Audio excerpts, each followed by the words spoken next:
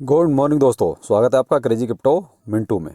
अभी आप देख रहे हैं बेबी डॉज का पेज खुला हुआ है और इसमें जो बर्निंग की न्यूज़ चल रही थी, चलिए उसको देख लेते हैं। और साहब इन्होंने अभी 45 मिनट पहले एक ये ट्वीट डाला है, baby doge 500 trillion baby doge was just burn worth an estimated 1.3 million according to BSC scan. तो ये बीएससी स्कैन पे इन्होंने अपना प्रूफ भी दिया है कि साहब हमने 500 ट्रिलियन बेबी डॉज को बर्न कर दिया है। लेकिन अब अगर उस हिसाब से देखा जाए तो मुझे लगता है कि 500 ट्रिलियन ने फिर कम ही रहा, क्योंकि ये कुछ क्वाड्रिलियंस में जाना चाहिए था। अभी जो हाइप क्रिएट हुई है पीछे इस पूरे मंथ में, उस टाइम पे एक अच्छा खासा इसका सेल परचेज हुआ, तो ट्रांजैक्शन फिर उतना नहीं हुआ। इसका मतलब इसी वजह से ये एक क्वाड्रिलियन से कम रह गया। नहीं तो ज़्यादातर जो प्रेडिक्शंस आ रही थी और जो लग रहा था, सबको यही लग रहा था देखिए कि साहब एक क्वाड्रिलियन के आसपास तो ये बर्न होना चाहिए।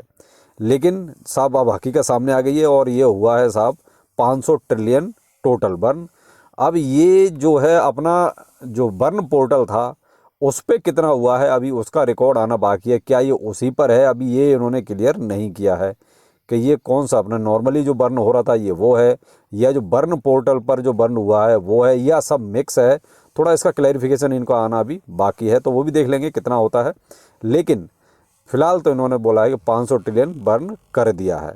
और अगर वो अलग है तो वो कम्युनिटी ने जो बर्न किया है, क्योंकि अभी कम्युनिटी बर्न का क्लियर नहीं है, अभी कम्युनिटी बर्न का आना बाकी है। तो कम्युनिटी बर्न का वही 1:5 की रेशियो है। अगर एक कम्युनिटी बर्न करती है तो 5 जो है इनकी टीम को करने पड़ेंगे। तो वो वाला देखते हैं कितना और होता है। तो कुल मिला के अभी 500 ट्रिलियन तो आप मान ही लीजिए जो अभी फ़िलहाल सामने है आपके। तो 500 ट्रिलियन बेबी डॉज ने बर्न कर दिया है। क्या इसके अलावा और कोई अपडेट है? तो देखिए साहब, और इसमें कोई ऐसा अपडेट आपको सामने नज़र नहीं आ रहा है। एक को इन्होंने ये कार्टून टाइप का बेबी डॉज का ही बनाया है, और virtual crypto card only 3 day, और ये कार्ड के बारे में था इनका कुछ। बाकी देखिए और ऐसा कुछ भी खास नहीं है फ़िलहाल बेबी डॉज में, जो कि आपके लिए ये कहोगे बहुत बड़ा कोई अपडेट हो। नहीं, और ऐसा कुछ नहीं है। तो इसके प्राइस पर कितना क्या इम्पैक्ट पड़ा है, क्या इससे कुछ मूवमेंट है किसी तरह का, चलिए वो भी चेक कर लेते हैं। और वो भी हम सीएमसी पर चलते हैं, वहीं चेक। 45 मिनट पहले का जो ट्वीट है उसमें 500 ट्रिलियन बर्न का जो बेबी डॉज ने घोषित किया, उसमें अगर मैं 1 घंटे पहले का भी अगर इनका चार्ट देख रहा हूँ तो साहब कोई ही पॉजिटिविटी नहीं है इनकी। अभी देखिए रेंज भी 26 में चल रही है, जो कि थोड़ा कम से कम थोड़ा बहुत तो इम्पैक्ट कुछ प्लस आना चाहिए था। तो प्लस पॉइंट इसमें ऐसा कुछ नज़र नहीं आ रहा है। तो प्राइस आप देख रहे हैं किसी तरह का साहब कोई मूवमेंट नहीं है। कहीं ना कहीं कम्युनिटी को वही लगता है कि साहब जो हो रहा है उतना काफ़ी नहीं है, कुछ बड़ा चाहिए। और 27 आवर में भी देखिए कहीं कोई ऐसा मूवमेंट नहीं दिखाई दिया है कि बेबी डॉज में कहीं कोई प्राइस ऊपर जा रहा है। तो देखिए अभी आपको इसके लिए वेट करना पड़ेगा। और देखिए अब वेट तो अभी मार्केट भी पूरा डाउन है। चलिए मार्केट भी देखते हैं, फिर इसके बारे में थोड़ा सा और बात करते हैं। तो यहाँ मार्केट देखिए आपका BTC 28,061 पर अभी करंट में ट्रेड कर रहा है आपके, जब मैं वीडियो बना रहा हूँ। और ये देखिए कितना गिरा है, ये 24 आवर में लगभग 16-17 यानी ये देखिए 29,300-400 के आसपास चलता था वो, तो आपका अभी 300 दिखा रहा है। और देखिए यहाँ पर अब मैं देखता हूँ अगर तो $27,600 तक जो है ये आपका जाता हुआ नज़र आया है। तो आप ये मान लीजिए लगभग $1700-1800 का 24 आवर में BTC में गिरावट है। तो ये गिरावट कहीं ना कहीं मार्केट को और नीचे को ही ले जा रही है। और जो मेरा तो देखिए मजबूत सपोर्ट जो है वो वही है 25,500, 300, 200, ये जो रेंज है ना वहाँ पर मजबूती है। और वहीं पर एक बहुत अच्छा खासा वॉल्यूम है जहाँ पर BTC को जाके रोकना चाहिए। लेकिन फ़िलहाल जो बीच के लेवल्स रहेंगे, जैसे 26,000 के आसपास भी एक ठीक सा लेवल है इसका, लेकिन मैं उस पर कोई ज़्यादा फोकस नहीं कर रहा हूँ। देखिए अगर जाएगा तो बाउंस बैक यहीं से भी अच्छा इसको लेना चाहिए। लेकिन फ़िलहाल देखिए मार्केट थोड़ा सा वो कहते हैं प्रेडिक्ट नहीं हो रही है, अभी सिर्फ ऐसे ही सब कुछ चल रहा है। तो ये कहो कि पीछे से कोई बहुत नेगेटिव न्यूज़ निकल रही है, उसका भी इम्पैक्ट नहीं है। तो कहीं ना कहीं मार्केट फ़िलहाल जो है वोलाटाइल कंडीशन में है। और आज आपका देखिए FOMC की मीटिंग भी है। तो FOMC की मीटिंग में क्या निकलता है भाई, वो कितना रेट ऑफ इंटरेस्ट बढ़ाते हैं या नहीं बढ़ाते हैं या कुछ घटाएंगे, उसके हिसाब से भी आपका बहुत कुछ डिपेंड करेगा। तो BTC अभी देखिए लगभग 4% के आसपास गिरा है।